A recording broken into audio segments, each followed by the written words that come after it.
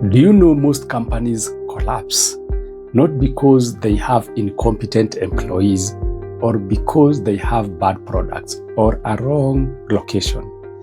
They collapse because a vital meeting never took place, a critical decision was never taken, and an essential report was never read.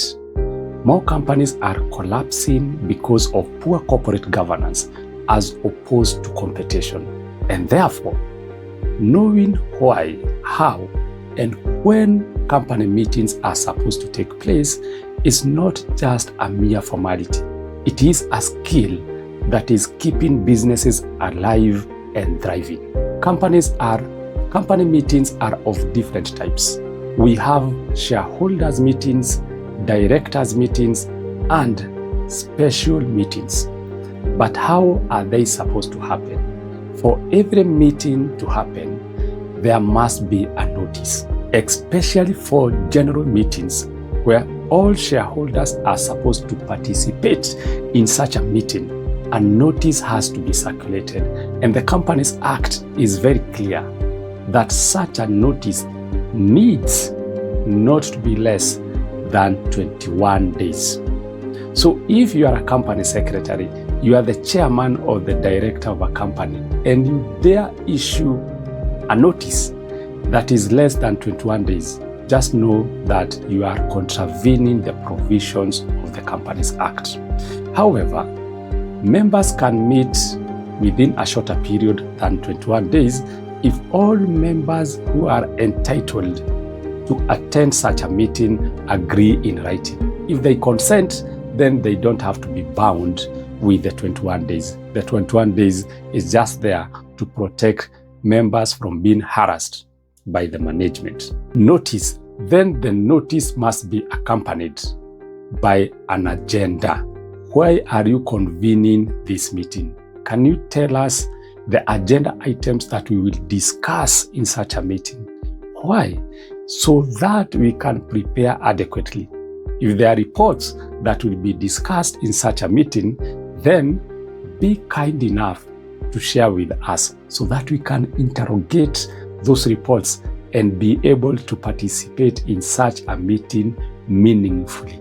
Then when the meeting finally happens, it must have proper quorum.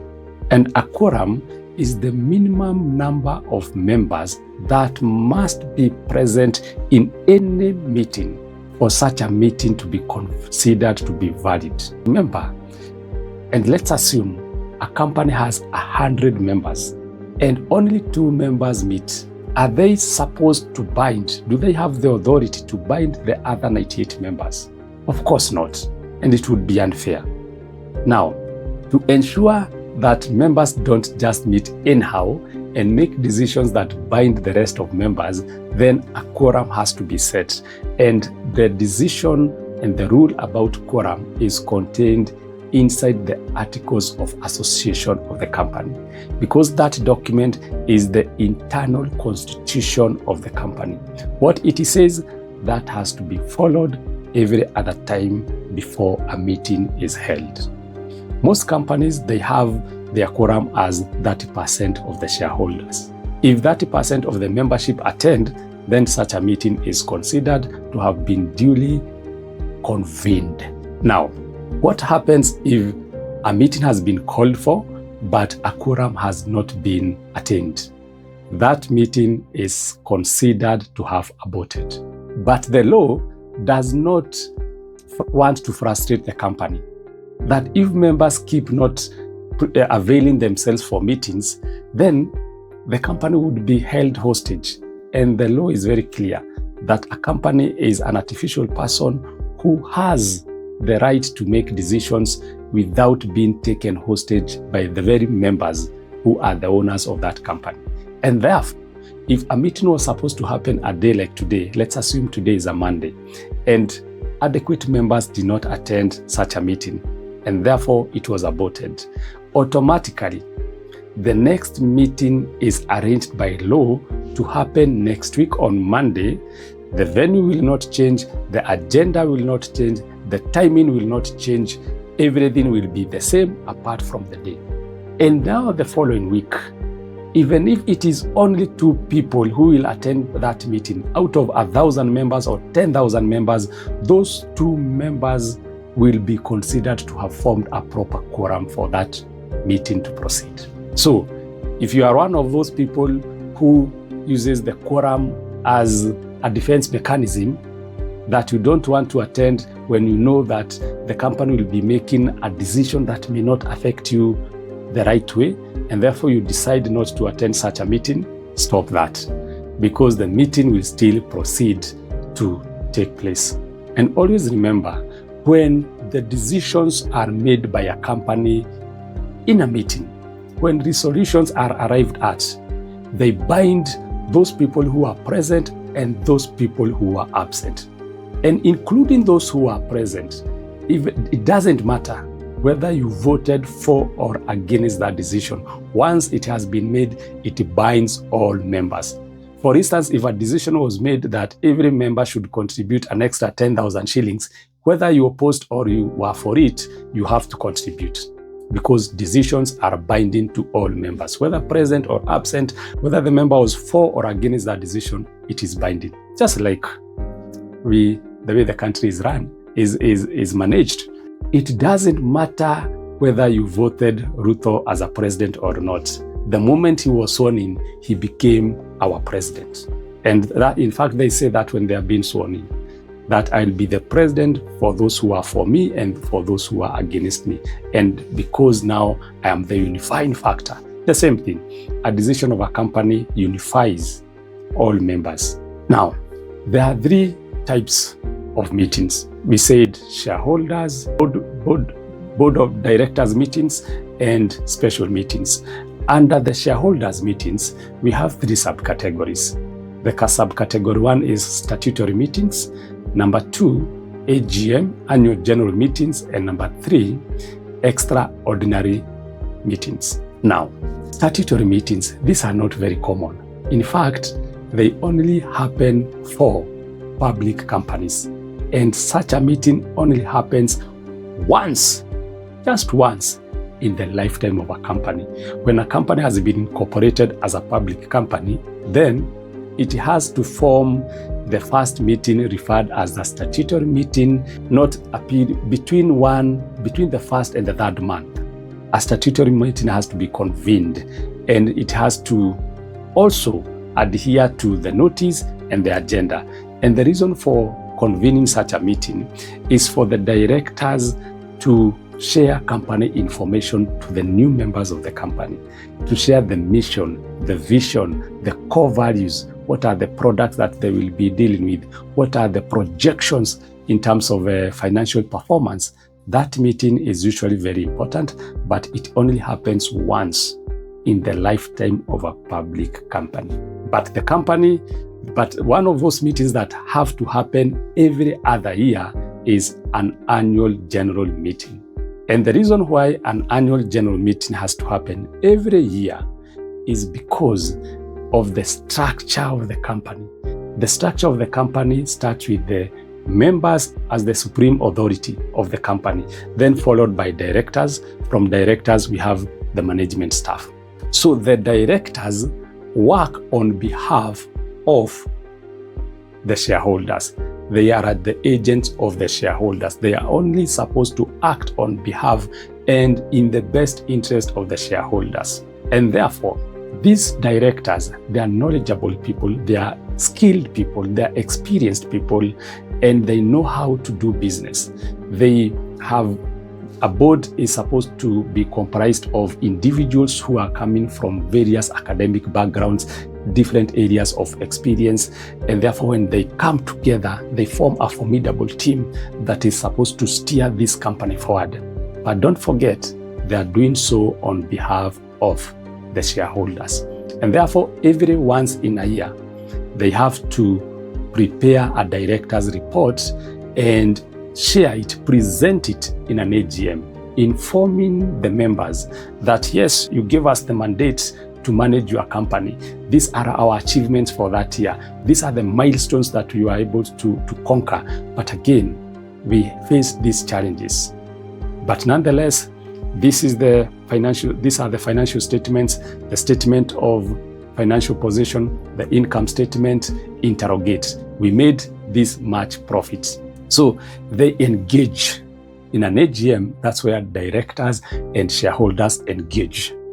And in case the shareholders are not comfortable with the reports that have been shared by the directors, they will have a chance right there and then to fire those directors.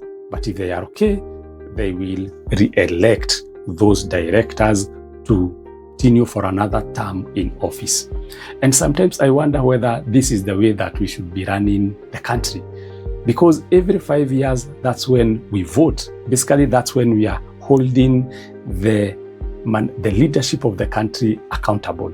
Do you have to wait for 5 years? Or we can do it on an annual basis like the companies do. Every year, the directors have to face the general members and be accountable on their performance. So they have to, and that's why private companies, they perform better than government parastatals, because they are held accountable after every 1 year. So in an AGM, the directors have to face the members. The report number 2, that is very crucial and important for it to be tabled and presented in an AGM, is the auditor's report. Remember, we said that these directors they are learned, very experienced, they are experts. But some of the shareholders are not learned. Some of the shareholders are so busy to even interrogate what the directors are doing. Some of them, they are elderly. Some of them, they are very young. And therefore, they appoint an auditor who is supposed to check, to monitor, to examine, to assess what the directors are doing on behalf of the shareholders. In fact, the responsibility to prepare financial statements is not on the auditor, it is on the directors. The directors are the ones who have the responsibility to prepare financial statements. The auditor just comes to audit them, and that's why they are referred as audited financial statements. And the work of the auditor is just one, to confirm whether those financial statements reflect the true and fair financial position of that company. Are the reports prepared according to the prevailing accounting procedures, concepts, and principles? Did they adhere to international financial reporting standards? That's what the accountant has to say. The accountant doesn't have to say that they made profit or they made losses. If they made losses and the directors reported so, that's okay. But if they made losses and they are reporting profits, that's where now the auditor comes in and says, no, wait a minute. There's a problem here. There are some expenses that were not considered when these financial statements were being prepared. So an auditor's report, which comes in the form of audited financial statements, have to be presented in the AGM. And again, the auditors are elected or re-elected in an AGM. An auditor is not employed by the directors. Actually, an auditor is more superior than a director, because they are the ones who hold directors accountable, and they are only appointed by the general members. Because if they were appointed by the directors, they would not have the authority to check, monitor, examine, and assess the performance of the directors. So automatically, for proper corporate structure, they are appointed during an AGM, and in case an auditor has been found not to be fit to continue acting as an auditor of such company, they are fired or retired at that point. Actually, it is a provision of law in the Companies Act that an auditor should not audit one company consecutively for 3 good years. Why? Because auditors at all times, they are supposed to remain impartial, not to be biased. But when they relate for a long period of time and they interact with the directors, they are somehow likely to be compromised. So the law was not ignorant about that.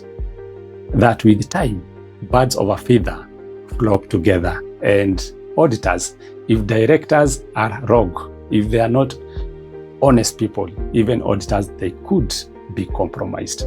So the auditor's report has to be presented. If there are dividends to be allocated and distributed, that decision is made at that moment.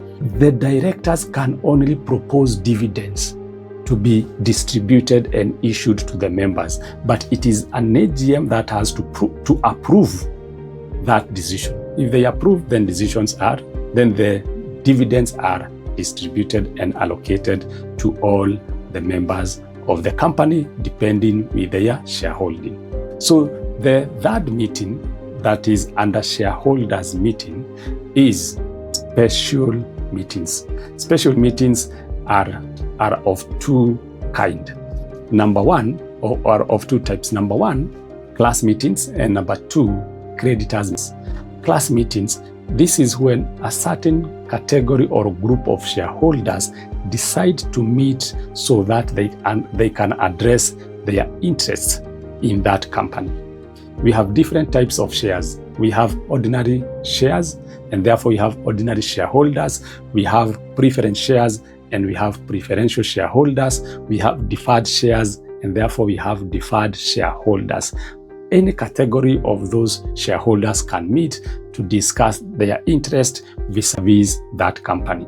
Probably preferential shareholders, they might want to say, to complain that our interest income is being delayed, or the rate of return that we have been compensated for investing in this company is not good enough. We need to ask them to review it. Then the creditors meetings. A creditors meeting happens not very occasionally, but when creditors feel that their interests are being compromised by the company. For instance, during mergers, during acquisitions, or when the company is being wound up. That's when the creditors meet to push and ensure that their voice is heard. So every other time you hear about company meetings, as I went up, always ensure that if you are entitled to attend, you are supposed to receive a notice. You are supposed to get an agenda alongside the notice, so that you'll make a decision. Is this meeting good enough for me? Is it important?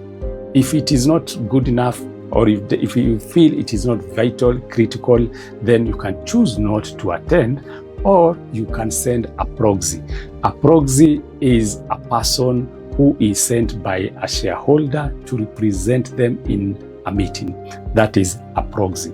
And for some companies, they require that a proxy has to fill a form, that the shareholder themselves, they have to fill a form before the actual date of the general meeting, and that form has to be sent to the company secretary, so that the company secretary from the word go, they will be knowing who will be represented by a proxy.